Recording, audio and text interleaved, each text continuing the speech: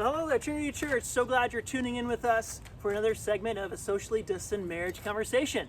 My name is Hylkema. I'm the family pastor, and it's my privilege just to be able to encourage you in your marriage and encourage your family in that way. And today we want to kind of answer questions of what does it look like to team up and to team up as parents, as a couple, to create memories for your kids, to serve one another, and what tangibly we can do.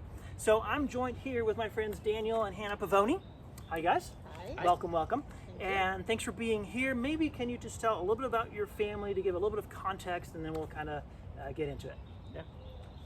Sure. I say Daniel. Yep. Let's make him do it.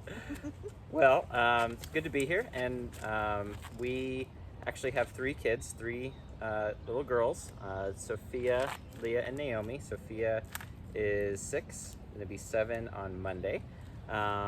Leah is 4, and Naomi is 20 months. And we have a full house right now. A full house right now, and I think a lot of us have really full houses right now, which is part of the challenge, and that's why we're talking.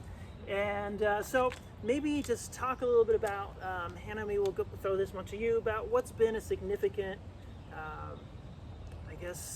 help in navigating this season as it comes to your marriage and family.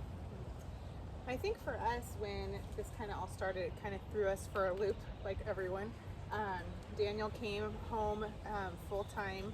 He's a special ed teacher, and so he's working from home, trying to meet his students' needs as best as he can.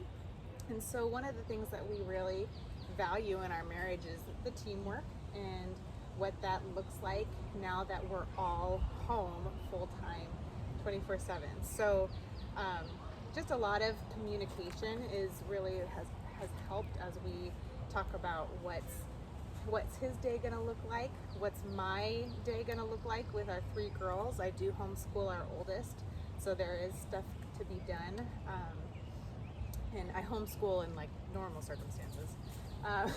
Yes, I homeschool too. So a lot of it has been, talking and him sharing what he has to do for work, and us trying to figure out what best works with us not making too much noise, or man, those rainy weeks were really tough because there was nowhere to go. There was nowhere to go. So I think that actually helped because we really, really had to hunker down and figure out how we could best be a help to each other. And Daniel's been awesome. He's taken on some of Sophia's subjects. Math is not my thing, so he's doing that with her, and it's been really fun to see that relationship grow in that way. But yeah, it's really teamwork, the communicating with each other, what our needs are, what our kids need, has been really, I think, crucial to us being able to get through each day. Daniel, how have you kind of experienced that sense of teamwork? Yeah, I think one of the biggest ways is how we serve each other, and just we see this as our marriage is our first ministry. We need to be really tuned in and aware of each other's needs, and one of the biggest ways is we need to serve each other, and however that might look. For me, it's she kind of goes, okay, a few days, 2 or 3 days a week, you can go for a run just on your own, and kind of get the physical activity in. And then for her is, maybe I'll get up early with the kids and let her sleep in a little bit longer. So just little things like that, but man, they go a long way, because we are spending so much time at home with each other and with the kids that we need those little times of almost like alone time, but to come back together stronger. Yeah, and I would definitely echo that, because we've definitely found, and even just to maybe add to it, is that we need to talk about those things. You guys mentioned that too, but as I look at Jody, my wife, and I don't always know what she needs, and I'm just not smart enough to figure it out on my own. So it's really helpful when we share. We talk about, you know what, I've got super busy day tomorrow, and this time I need it kind of quiet. Or I don't necessarily remember her work schedule. She works outside of the home full time, and I don't always remember what Thursday looks like. So what does tomorrow look like again? When are you going in and when you come home? So that I kind of know, okay, this is what this will look like related to kids and schooling. We homeschool too. We're a little bit newer to it though. And so I kind of know the expectations, what I'm facing, so I can kind of prepare myself for the day. And yeah, super important.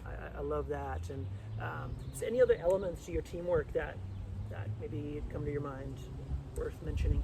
Yeah, I think we, from the beginning, just decided that we need to be really creative in order to make this time a special time, not keep things status quo. This is what we're doing for school, this is what he's doing for work, this is nap time, whatever that might look like. We just had to be a little bit more flexible and be willing to do things that we wouldn't normally do. I mean, I remember in the first couple days, both Daniel and I drew faces on our chins, and we did, like, I don't know if you've ever heard of chin people, but that was like a really fun, experience for the girls. They'd never had seen that, and there was a lot of, belly laughs, and that was really fun to do. And then Daniel's done some little campouts in our trailer, just on the side of our house, and they've done s'mores and the whole shebang, and I got to be, in the house inside in my comfy bed all night. So another like looking out for his wife. Win-win. Yes. Yes. I know. I think it was last week. My kids asked me if I would spend the night on the trampoline, and that is just a terrible idea. I've definitely done it before, and I'm like, oh no, but I'm like, that's gonna be great. It's gonna be a good memory. Thankfully, they changed their mind before nighttime hit. So I kind of dodged that bullet. But yes, creativity takes some sacrifice. Creativity is not always convenient.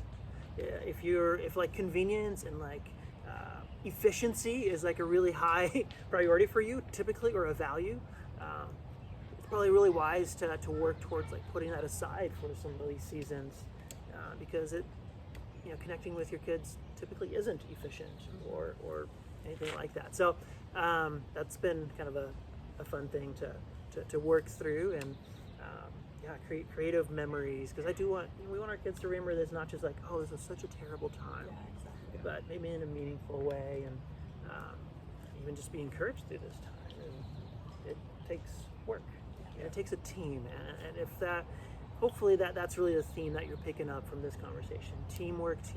The Bible talks a lot about God's design for marriage relationships, and use the idea of oneness, which is a beautiful picture, but it's also kind of a little bit ambiguous of a picture.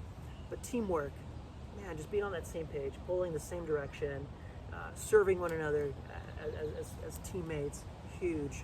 And I know that will be such an encouragement to your marriage as we continue to kind of press into that idea and put that into practice. So thanks for joining us, and we look forward to another conversation coming up. But we'll see you again next time. Thank you. Bye.